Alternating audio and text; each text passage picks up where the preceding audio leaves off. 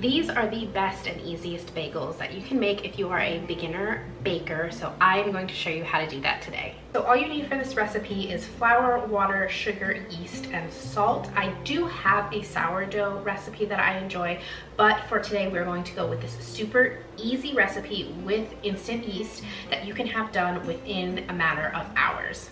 I really enjoy these bagels because they last all week, they're a little bit healthier, and they are a lot of fun to make. We're gonna go in first with 1.5 cups of warm water. So I just heated this water up in the microwave for about 45 seconds. This is just 1 cup. And then I'm gonna add a 1/2 cup of just room temperature water. Now, a mistake that a lot of beginner bakers make when they're trying to make bread products with yeast is that they accidentally kill their yeast and then they don't get a rise in their dough. And a great way to make sure that your yeast doesn't die in the water is to make sure that you take the water temperature. Now you want the water temperature between 100 and 110 degrees Fahrenheit. So let's see where we're at here. We're at about 91 degrees, which I'm okay with. It is a little bit chilly in my house, so that's okay. So it's not gonna inhibit the yeast from blooming, but it's also not going to kill the yeast either. We're gonna be using 1 packet of active dry yeast. You can use instant yeast, but active dry yeast is fine. And these packets are really great because they're already pre-measured and you can just dump the whole thing in. So something about yeast is that it really likes to eat sugar. That's what makes yeast thrive. So I'm gonna add 1 tablespoon, just roughly, of sugar to my water, give it a spin, and then I'm going to add my yeast. Just shake it up a bit. To the water, and then I'm just gonna let this bloom for 10 minutes. And you know your yeast is active and ready to use when the water gets all nice and bubbly. So I'll be right back. So it has been about 10 minutes, and I don't know if you can see on camera, but probably can't see. The top of the water and the yeast has gotten quite frothy, so that's how you know it's ready to go. So what I'm going to do now is add about 3 to 4 cups of flour, just regular all-purpose flour, to this water, and we're gonna take it from there. Now you can do this in a stand mixer. It is a lot easier, but the dough does get very thick, so sometimes your stand mixer might struggle. So I like to do it by hand, and plus not everybody has a stand mixer available to them, so this is just an easier way for everybody to get started with baking. So I say 3 to 4 cups of flour because just depending on the day, some days your house is more humid than other days, the flour absorbs the water differently. So you don't want to have an overly dry dough. It is better to add more than add too much. So we're now up to 2 cups. Let's start with our 3rd cup.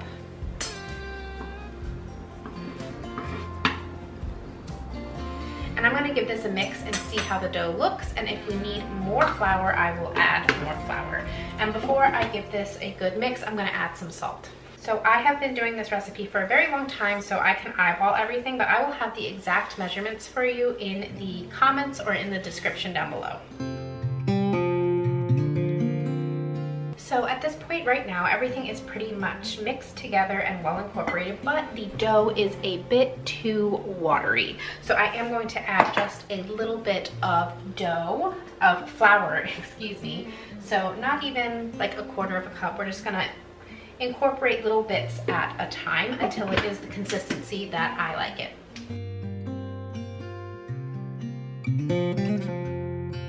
So you'll know the dough is ready when you kind of have this more firm looking dough, and you can pick it up and move it around, and it's gonna be sticky, but it's not so watery that it just completely falls apart. So what we're going to do now is put a little bit of oil on this, cover this with plastic wrap, and we're gonna let it rise for 1.5 hours. Sometimes an hour, sometimes 1.5 hours, just depends on how warm or cold your house is. So I like to use avocado oil. This just helps the dough to not stick to the plastic wrap as it rises if it gets to be too high, and I just kind of rub it around the bowl a bit.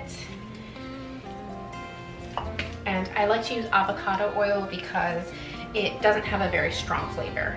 All right, so this is what your dough should look like. I'm going to cover with plastic wrap and let this sit in a warm place.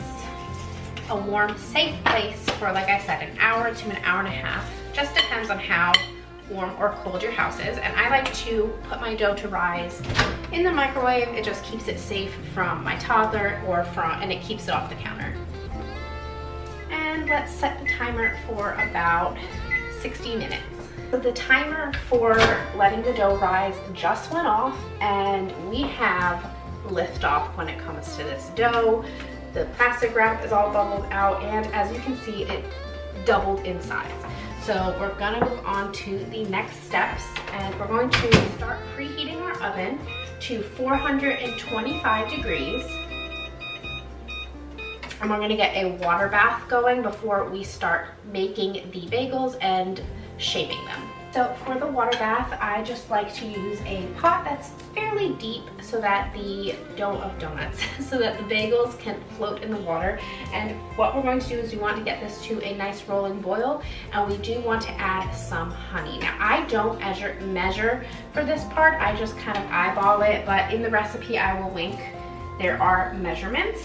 So this kind of makes a nice sweet water for the bagels to float in and boil and get that nice crispy outside that bagels are known for. So now we're going to shape the dough by putting it out here on the counter, and I'm going to put some flour down and we will get started. So we are now on to shaping the bagels. Now this is a part of the process that is going to take a lot of practice. Do not feel bad if they do not come out looking very pretty.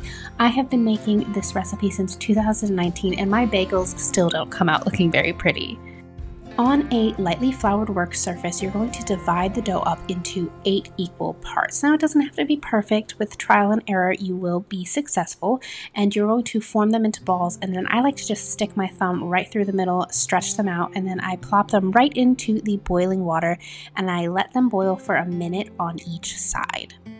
After you have finished the boiling process part, you're going to put the bagels onto a sheet pan, and I like to do an egg wash. This just really helps the crust get nice and crispy, and if you wanted to add any toppings, you can do so now. I just did 4 plain bagels and 4 everything bagel seasoning. These do not take long to bake at all. They take about 20 to 25 minutes depending on how dark you want the crust, and then once they are done, I like to give it about 5 minutes to cool down before I tear right into a fresh bagel.